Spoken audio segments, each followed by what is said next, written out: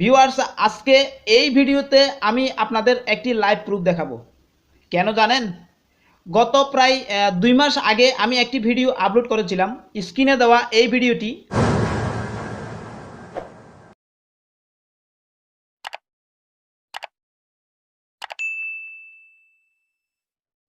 Viewers, আজকে এই ভিডিওতে আমি আপনাদের একটি লাইভ প্রুফ দেখাবো। কেন জানেন? গত প্রায় 2 মাস আগে আমি একটি ভিডিও আপলোড করেছিলাম। স্ক্রিনে দেওয়া এই ভিডিওতে আপনারা অনেকে আমাকে রেসপন্স করেছেন, সাপোর্ট দিয়েছেন, খুব ভালো। কিন্তু কিছু কিছু লোক এখানে এই ভিডিওর নিচে কমেন্ট করেছেন।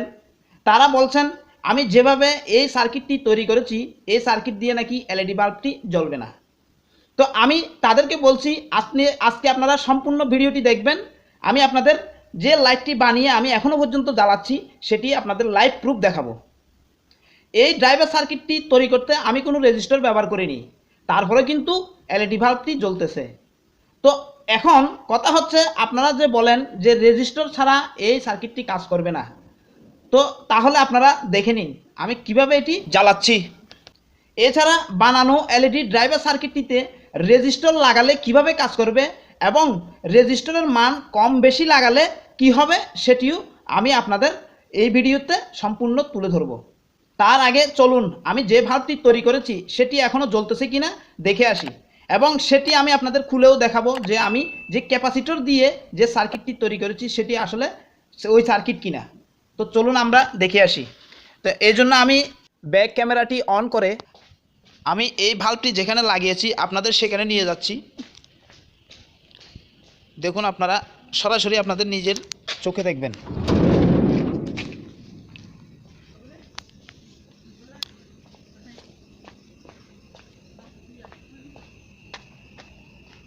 দেখুন, আমি সেখানে চলে এসেছি যেখানে আমি বাল্বটি লাগিয়েছি। এই যে এটা হচ্ছে একটা জেনারেটর, এই জেনারেটরের রুমের এখানে আমি কিন্তু বাল্বটি লাগিয়েছি। তা আমি এটি এখন আপনাদের খুলে দেখাচ্ছি।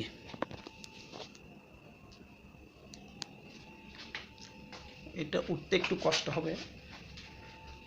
আমি প্রথমে সুইচটা বন্ধ করে দিই।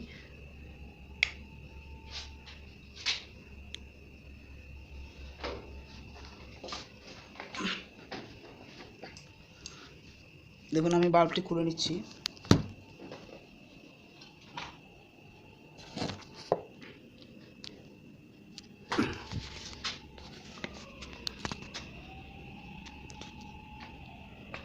এই যে দেখুন, আমি এটি খুলে নিয়েছি।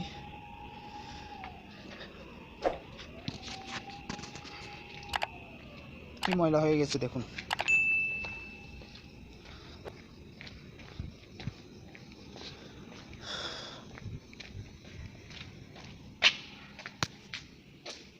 দেখুন, এটা কতদিন ধরে জ্বললে যে এরকম ময়লা হয় আমি নিজেও জানি না, হয়তো আপনারা এটা বিচার করবেন।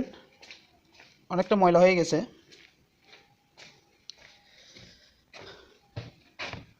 এই বাল্বটি এখন আমি খুলবো আপনাদের সামনে।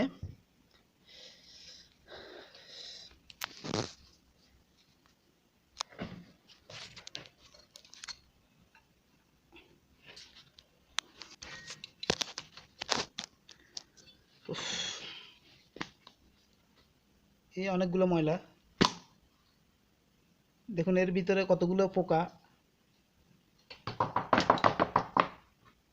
এই পোকাগুলো দেখবেন আপনারা, অনেক সময় এই লাইটগুলোর ভিতরে এই ধরনের পোকাগুলো কিন্তু পড়ে থাকে।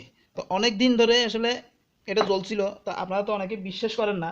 দেখুন, আমি এটা সার্কিটটি যে তৈরি করেছি, এই সার্কিট দিয়ে কিন্তু দেখুন এখানে কিন্তু অনেকগুলো পোকা। এই যে দেখুন, এই সেই ক্যাপাসিটর 1.5 mfd, এর ডাসে অনেকটা হয়ে গেছে। এই যে দেখুন 1.5 mfd।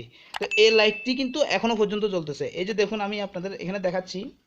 শুধুমাত্র আমি এটাকে খোলার চেষ্টা করতেছি, আমি আপনাদের দেখাই।